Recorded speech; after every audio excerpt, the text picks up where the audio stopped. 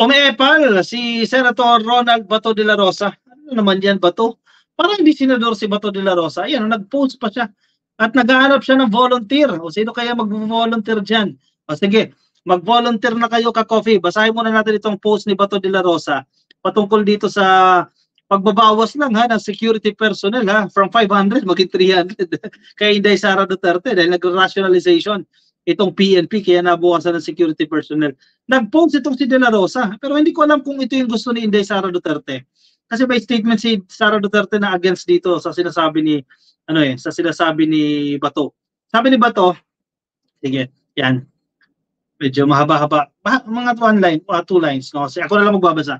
Attention, former PNP/AFP first who are good at unarmed combat and volunteering to provide security and protection to VP Inday Sara. Please sound off. Bayanihan lang, walang sweldo. Alam mo itong post na to, sobrang kalokohan ito. Sobrang kalokohan itong post na ito ni Bato de la Rosa, parang hindi siya senador. So nananawagan siya.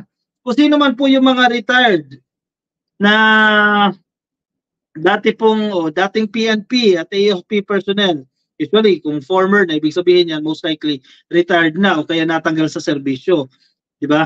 So pag retired na more or less matanda na. 56 ata ang retirement, no? Medyo may edad. Yes, malakas pa, sige, sabihin natin malakas pa. Retired na or kung natanggal naman, medyo may mga cases yan, etc. etc. So nananawagan siya ng volunteer para protektahan itong si Inday Sara Duterte. Ang tanong ngayon, Senator, kulang pa ba yung 300 plus? Ngayon ha, currently ha, 300 plus ang security ni Inday Sara Duterte. Kulang pa rin ba yan at kailangan mo pa ng volunteer? At pangalawa, volunteer talaga? Itataya mo yung buhay mo? Volunteer lang yan? At security personnel yan? Makikipagbangayan yan? Ihanda kang ibuwis yung buhay mo? Tapos volunteer, walang bayad? Sino ba naman yung eng-eng na papayag niyan? Eh may mga pamilya yung mga yan. Kailangan nila ng chiching-chiching dyan, panggastos. Seryoso ba to si Bato? Parang, ewan ko, hindi pang senador. Anyway, lagi naman ganyan. Hindi ko mag-gets. Ano to, Senator Bato de la Rosa? Maghahanap ka ng volunteer para bantayan si Inday Sara Duterte. Isang damukal na nga yung bantay. 300 plus na nga yung bantay ni Sara Duterte. Magdagdag ka pa ng volunteer. Ano, kailangan pa ng mga tanod? Didagdag dyan? Ikaw ba naman yung ibang, ewan, marami na nga nawalan ng nawalan ng police service dahil binigay kay Inday Sara Duterte. Ngayon, naghahanap ng volunteer. Grabe. Anong nangyayari kay Senator Bato de la Rosa? Naku sir, hindi ka naman nanalo niya kung ganyan-ganyan ang kalakaran yan. O marami din mga nagko-comment Ayan, may nag-apply na. Retired RB daw siya. O sige, apply na. Count me in, sir, former elected official from Igacacos. Sabi ng isa pa, she's elected to 32 million Filipinos. She has all the right to receive fair treatment. Pag bumaliktad ang panahon, ewan ko na lang sa inyo kung saan kayo pupulutin. Give VP what's due to her. Ayun na nga 300 plus na nga Hindi pa ba sapat yun? Ilan ba gusto niyang security? Di ba? Ilan ang security kailangan niya? 1,000? Ganun ba yun? Napakarami naman yan. At isa pa, yan ba ang gusto ni Sara Duterte? I don't think so. Na yan ang gusto ni Sara Duterte. Yung sinasabi ni Bato na maghahanap ng volunteer. Kasi paano mo i-filter yan? Yung volunteer. Di ba may nakalaban ni Inday Sara Duterte yan, di ba? Paano mo matitiyak na puprotektahan talaga si VP Sara dyan? Mamaya ilaglag siya. Di ba? Common sense naman yun Talaga si Bato, oo. Tapos na sinasabi dito na siya ang magdidesisyon para sa security niya. Hinahanap po yung statement niya Kasi may sinasabi siya doon kay Marbil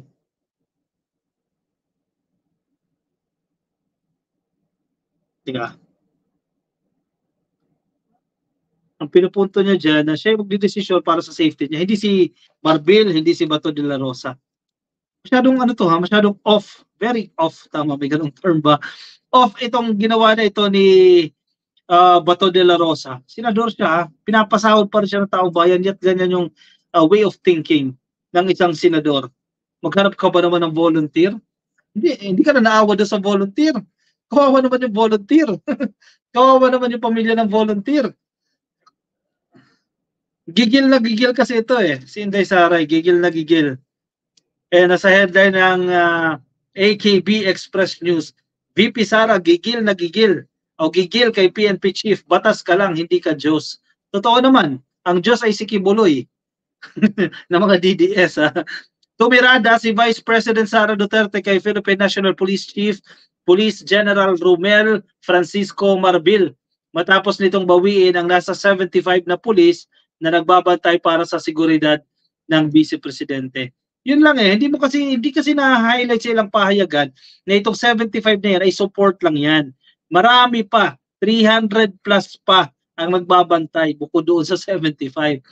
Tumirada si VP Sara Duterte kay Philippine National Police Chief Marbil matapos nga bawiin yung 75 police.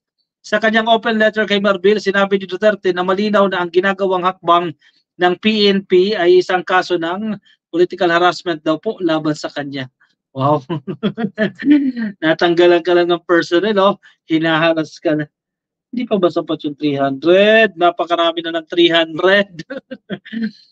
Ang relief ng mga PNP personnel ay dumating pagkatapos ko mag-resign sa DepEd. O, isa pa yan. Eh, wala ka, ayaw mo nga magtrabaho eh. Diba, umalis ka sa DepEd, tinanong ka, willing ka pa ba tumanggap ng ibang trabaho na ibibigay ng presidente? Sabi mo, hindi na, kahit anong trabaho pa. O, diba, wala nang gamit. Tapos gusto pa ng 500 plus na security personnel. Pagkatapos ko inihambing ang SONA sa isang catastrophic event at pagkatapos lumabas ang Coke video. Let us spare our people from all the lies. Let us call it what it is. A clear case of political harassment, sabi ni Inday. Saad pa niya, kabilang sa mga kinuwang PNP personnel ay ang pulis na umani ng kanyang trust and confidence. Dahil sa mga ito ay nakatrabaho na niya noong panahon ni dating Pangulong Rodrigo Duterte at nakabilang sa kanyang security simula pa noong 2007. Pero hindi mo hawak yan eh. Hindi yan hawak ng pamilya nyo eh. Yung hindi nila nagigets eh. Ano yung porkit na-assign sa inyo, hawakan nyo na sa liig yan. PNP yan, taong bayan nagpapasahod dyan, hindi pamilya nito. Diba? Hindi nyo ba nagigets yan? Dahil napaka unreasonable nito. Dahil kasama niya na since 2007 dahil etc. Ibig sabihin, hindi mo pa rin tao yan. Mag-hire ka ng tao mo na magsisecure sa sarili mo. Bayaran nyo, hindi yung PNP. Kung gusto nyo pala yung tao na yan, di ba, pag-retire ninyo dyan sa PNP at bayaran ninyo, hindi yung taong bayan ang magbabayad dyan. Porkit kampante ka na dyan. No, hindi ganun. It doesn't work that way. It was obviously a targeted list and targeted maneuver, nothing else, sabi ni Duterte. Kinwestiyon din ng Vice Presidente kung ano ang threat para kay Marbil dahil kung walang banta sa buhay ni Duterte, bakit magtitira pa ng 45 na mga pulis sa hanay niya na personal namang pinili ng PNP chief. Hindi isaulin niya na. Kasi kasama doon sa liham niya eh. Isasaulin niya itong mga sobra eh. Itong iniwan daw sa kanya. Hindi maganda. Diba? Pandagdag pa yan sa taong bayan. Pandagdag pa yung mga bilang ng police officers na yan, no? I-deploy yan sa mga kalsada. Dagdag na yan. Victor Corpus, sobrang feeling entitled. Exactly. Nag-enjoy kayo sa kapangyarihan, ayaw nyo na bitawan, Mersky, hoy, Inday, iba noon, iba na din ngayon. Kasi nasanay kasi sila eh. Sarah is down, mother, kabyo, Claire Elizabeth Foy. Pag si Roque, sinisiraan daw, pag manira sila sa pamilya Marcoses, okay lang, sabi ni Jun Castro. Exactly. Pag kayo, pwede kayo. Ito mga DDS eh. Pag kayo pwede, pero pag si PBBM, binibiran ninyo parali-rali pa kayo, kaliwat kanan pang rally ninyo. Kung ano-ano pinagsasasabi nyo dyan kay PBBM. Tapos pwede lang. Pwede nyo gawin yan. O ba, parang hindi naman tama yan. Gab, rural. Ang tungkulin ni Senator Bato de la Rosa ay suportahan lang ang mga Duterte. Patunay lang na ginagamit lang ang kapangyarihan ng Senado. Sayang lang ang pasweldo ng bayan, sabi ni Gab, rural. May punto ka dyan. Diba? Baka hindi naman talaga para sa taong bayan.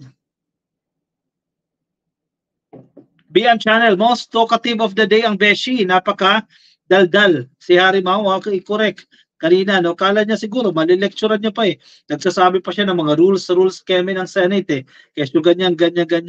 In fairness kay Risa Ontiveros, binabara niya ito. Do not lecture us about the rules of the Senate.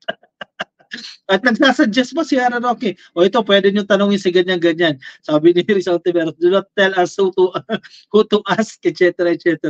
Ayun sa pool, napapaya tuloy kayo dyan. Ay, Ma'am Carclea, nakatutok sa atin si Ma'am Carclea. Good morning, ka-coffee, ka-MSMA, ka-loyal, stockist, DJ Byron. Ayan, good morning po sa inyo. Gaslighting, Bratinella. Ito si BP. Take note, she doesn't mention in her letter that she still has 300 plus in her VPSG. Pa-victim para makalimutan na umalis siya. Hashtag Karina. Exactly. Yun nga, ma'am, nililihis siya lang itong issue na to eh. In fairness, effective siya doon ha. Kasi ngayon supposedly mapag-uusapan ngayon yan itong pagbabalik niya mula sa Germany. Mapag-uusapan sana yan supposedly.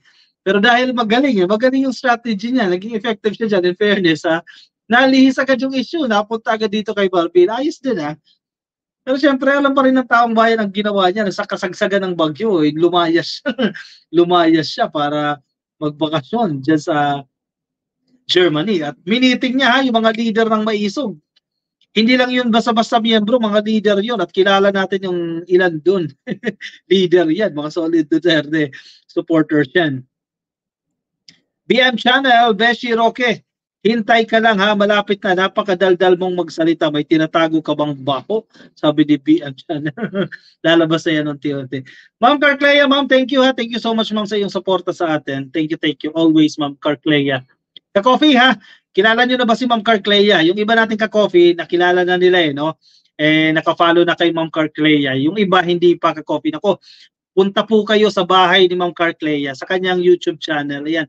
I-search nyo lang ka-coffee Carclea, please. Marami kayong matututunan. Magaganda yung analysis nila dyan ka-coffee. No? May mga ibang content creators din na nakakasama si Ma'am Carclea at dinidiscuss nila yung mga pressing issues, no? Para din, ka-coffee, magkakaibang opinion din. Pero isa lang din naman ang direksyon para suportahan din si PBBM.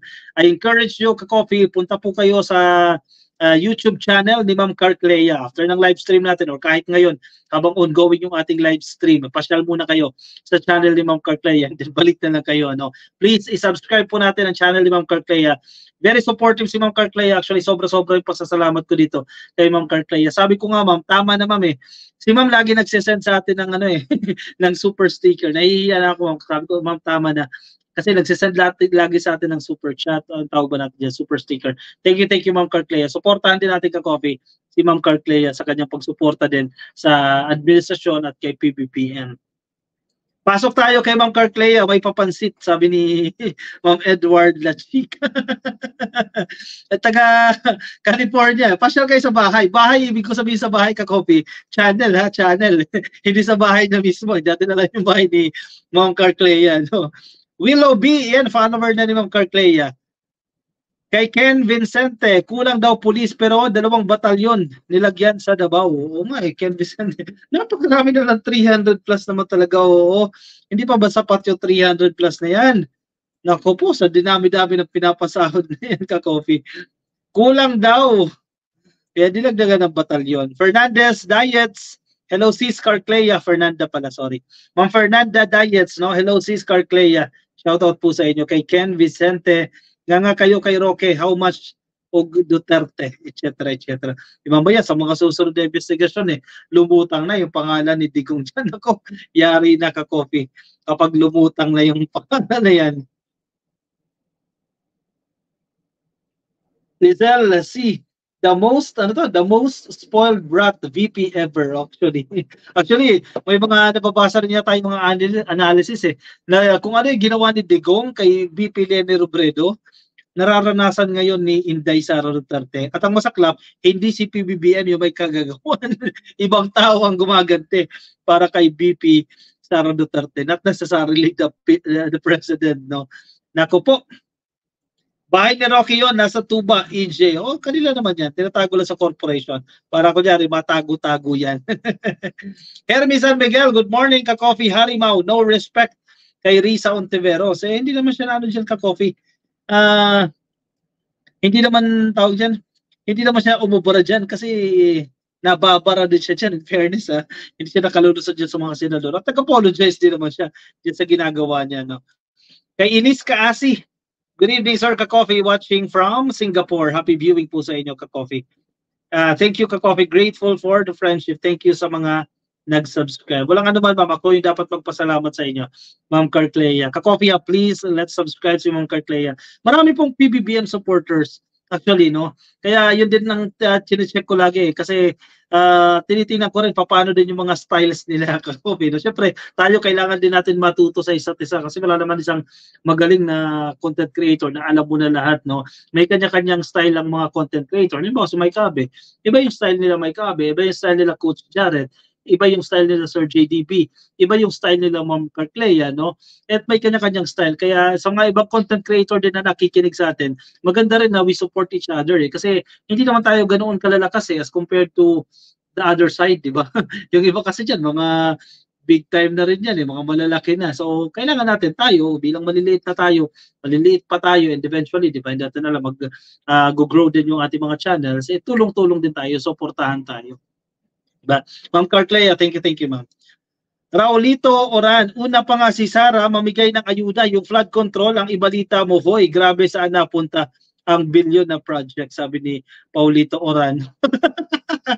Talaga ba? Talaga ba? Una si Inday Sara Duterte. Nagpunta ka ba sa eskwelahan? Ako, nagpunta ako sa eskwelahan. Unang-una, nandoon nag-DSWD. Wala naman ako nakita kay BP Inday Sara Duterte. Yes lang po sila. Totoo naman yan. Di ba natin pinapasinungalingan yan eh. At trabaho nila yun. Trabaho din nila yan kasi ang focus din nila, humanitarian efforts ng Office of the Vice President. Trabaho niya yan. Hindi niya initiative yan. Trabaho niya yan. Yun na lang trabaho niya. Di ba? Dapat pagbutihin niya pa. May kakaiba ba doon? Hindi. Kasi trabaho niya yan eh. Yun na lang ang trabaho niya nga eh. May ginawa ba ang administrasyon dyan? Sa Bagyo? Sila ang hinihingian ng taong bayan at nakita natin, nag-deliver naman, nagtrabaho naman. Yung mga flood control, isisisi mo ba lahat yan sa infrastructure projects? Yes, I agree. Ako marami ako nakikitang flood control. Sa Marikina lang, yung Marikina River, napakalaki na ng improvement yan. Yung dredging efforts dyan, napakalawak na ng ilog. At ang tibay ng structures, na maladike yung structures na yan. Pero bakit binabaha pa rin ang Marikina? Dahil din sa tao. We have to consider, may factor ang tao. Tingnan mo yung mga pumping stations. Bakit nasisira yung mga pumping stations na yan? Puro basura. Isisi ba natin sa infrastructure yan? Isisi sa tao yan dahil burara tayo. Yung simpleng pagtatapon ng basura, tapon dito, tapon doon, nauuwi doon sa estero. Di ba simpleng bagay lang yan eh. Kung wala sanang basura yan, hindi mas nag-function yung mga pumping stations na yan, yung mga flood control, etc., etc. Diba? ang masaklap sa mga tao ito, nasaan daw yung mga flood control? Nandiyan yung mga flood control. Pero may mga circumstances tayo na hindi kasalanan ng infrastructure, kasalanan ng tao mismo. May corruption sa mga flood control? Definitely meron. Panahon ni Digong, napakarami din. At ngayon, sinasabi natin wala, meron din yan. Yung mga projects na yan, meron. Si PBBM ba yan? Bakit sisisi nyo lahat kay PBBM yan? Diba? Huwag ganun. Selective kayo masyado. Tessie Oligario, follow ko na si Madam Carclea. Palagi sir, ako nakikinig na yan nito sa vlog ni Badong Arateles. Ewan ko ngayon kasi unsubscribe na ako sa kanya. Tessie Oligario. Ayan, nawala na kay Badong Arateles. So, dito ka na lang sa amin, ma'am. Kung naghahanap ka ng mapapakinggan, yan, marami pong mga BBM supporters na vloggers, no? Yan, punta ka na dyan kay Ma'am Carclea, ma'am. Naku, mahahaba din yung mga discussions nila dyan. Nakakatawa din. Ang style ko kasi, habang may ginagawa ka, di ba? Habang nagliligpit-ligpit ka, naglilinis-linis ka, maganda rin nakikinig ka ng mga discussions eh. Maganda kasi may mga kausap din eh. No? Kasi hinihimay nila yung ilang issues dyan sa channel ni Ma'am Carclea. No? Marlon Tinoco, Raulito, saan napunta ang 2.5 trillion na project ni Digong sa flood control? 2 years pa lang si PBBM. Balaw ka raw. Exactly. Walang urban planning eh. Buti parang panahon ni Marcos Sr. meron. Diba? Pinatigil lang yung ibang mga projects na umupo si Cory Aquino. Ngayon lang ulit tayo nagsisimula eh. Ba? For the longest time, previous administration, walang urban planning. Kawawa ang Pilipinas. Mabuhay po si Roque. Sino dito gusto na maging senador si Idol Roque? Sabi ni Joy Ann E. Mukhang wala dito. Puro pangkape naririnig mo kay Badong. Tessie Oligario. Ay, grabe ka. Yung Tessie Oligario, naghihingi. Siya, kung ka lang sa Facebook po kayo, please like and follow. Kung nasa YouTube po kayo, please click lang po ng subscribe dyan po sa baba. Subscribe at i-like nyo lang po itong video na yan. Sige, kuha na kayo ng kape. Move on tayo sa ating next topic.